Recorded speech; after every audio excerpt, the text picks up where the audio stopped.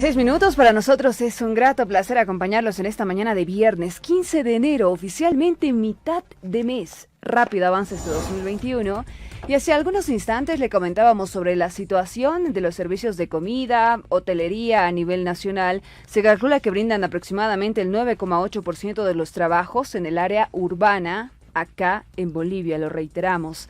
Sin embargo, han sufrido grandes pérdidas durante los últimos meses. Queremos evaluar su situación actual. Por ello, está con nosotros Ernesto Olivares, quien es presidente de la Cámara de Empresarios Gastronómicos de La Paz. Le agradecemos su paciencia, señor Olivares. ¿Cómo está? Buenos días.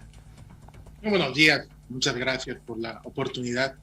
Y sí, efectivamente, desde el comienzo de la pandemia al día de hoy, los restaurantes, tenemos en este momento casi un 25% de restaurantes menos en la ciudad de La Paz.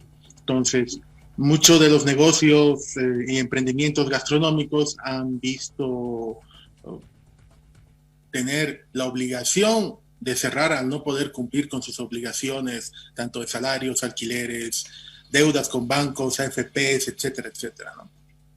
25% de los restaurantes han cerrado. Buenos días, un gusto saludarle, John Arandia le habla. 25% de los restaurantes han cerrado entonces en La Paz. Sí, actualmente, y no es necesario hacer mucha matemática, simplemente ver lo que uno tenía y ahora lo que tiene en oferta en el barrio, y John, te vas a dar cuenta de que falta la señora de la esquina, falta el pequeño restaurante que en las noches uno iba a comprar su hamburguesa, etcétera. Está faltando. Muchos de estos pequeños negocios que sobre todo eran familiares, o son familiares, son los que más han sufrido en esta pandemia, ¿no? Pero también los negocios medianos y grandes han pasado por lo mismo. No nos olvidemos de que antes de la pandemia ya veníamos con un problema político anterior que fue también problemático y empezó a causar problemas. Entonces ha sido una escalada de muchas situaciones en un lapso de mayor de un año, en los cuales los restaurantes no hemos tenido la oportunidad de respirar y tener unos fondos para poder pagar obligaciones. No, ha sido una detrás de otra, ¿no? Y eso si le añadimos, por ejemplo, de que de parte del gobierno, pese a que en el anterior gobierno hubieron 2 decretos en los cuales se generaban fondos para la reactivación de las empresas, dichos fondos nunca tuvieron dinero, entonces por lo tanto fue un saludo a la bandera, no hubo nada, ¿no? Entonces, los emprendimientos gastronómicos estamos saliendo adelante en base a imaginación, reinventarse y plantear nuevas formas de negocio, ¿no? Cómo reducir costes, cómo reducir mejor administración, etcétera. Porque al día de hoy los restaurantes estamos operando entre un 25 a 40% de ganancias o de facturación, ¿no? No estamos llegando ni siquiera pasando el 50%. Entonces, si antes teníamos, por ejemplo, 10 empleados contratados y hacíamos un 100% de facturación, pues ahora que tenemos 40%, no se puede. No, las matemáticas no dan para poder trabajar como se trabajaba antes, ¿no?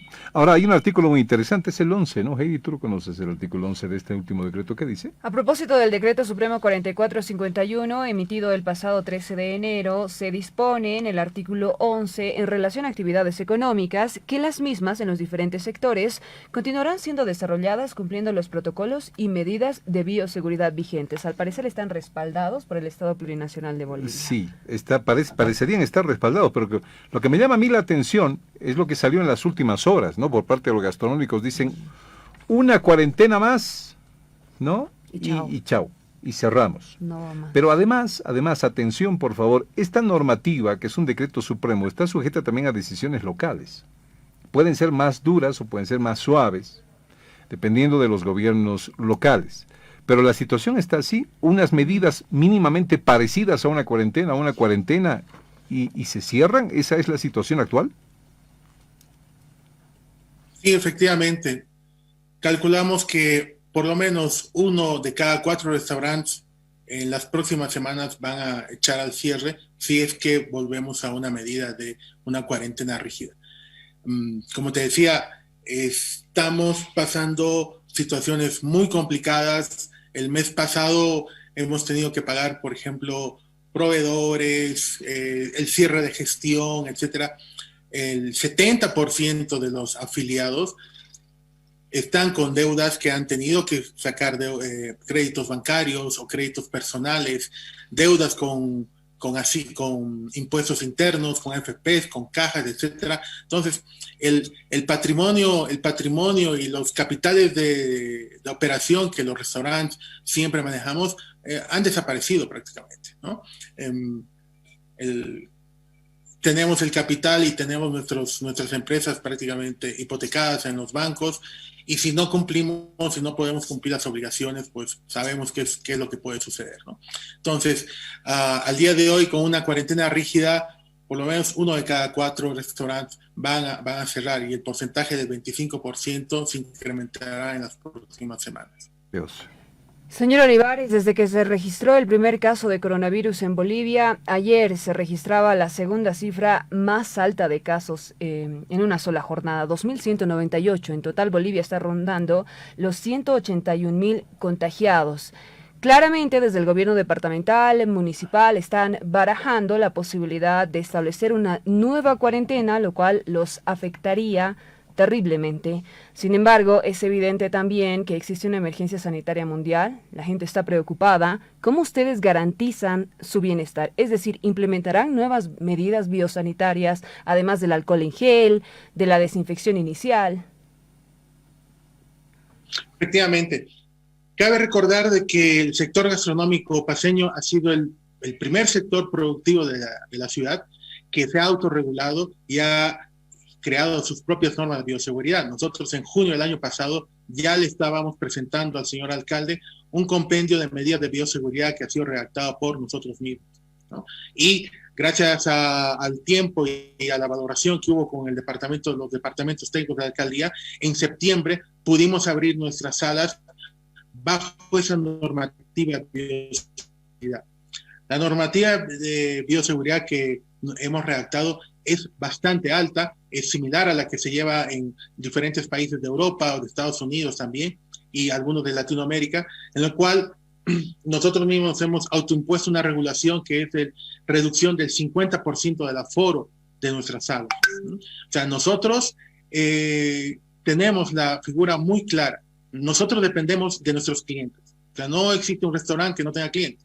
Y si nuestros clientes están enfermos, pues no van a venir a nuestro restaurante. Entonces, nuestra prioridad es mantener la salud y el bienestar de nuestros clientes en nuestras salas y de nuestros empleados y de nosotros mismos, ¿no? Entonces, manejando esa premisa y ese concepto, podemos ver de que los restaurantes no solamente ofrecen alcohol en gel o desinfección antes de entrar, hay que controlar temperaturas comensales, manejar los espacios entre mesa y mesa, que haya 1,5 metros de distancia, etcétera, para evitar los contagios. Sino que además esa es la parte que el público ve, pero por detrás, hay otra parte que el público no ve, que es los controles que hacemos nosotros a nuestro personal diariamente, temperatura, etcétera. El tema de desinfección en cocinas, en las salas, que tiene que ser diariamente con cloro, amonio cuaternario, etcétera. El ingreso de productos de materia prima también bajo normas de desinfección. En cocina, cada 30 minutos lavarse las manos. Todo el personal tiene que lavarse las manos cada 30 minutos con agua y jabón. Desinfección de mesas con cloro. O sea, se han multiplicado por 10 todos los procesos de bioseguridad en los restaurantes. Entonces, garantizamos que nuestras salas no son focos de contagio, no es un lugar donde hayan aglomeraciones, etcétera. Tratamos de que, y cada propietario de restaurante tiene que cumplir estas normas, ¿no?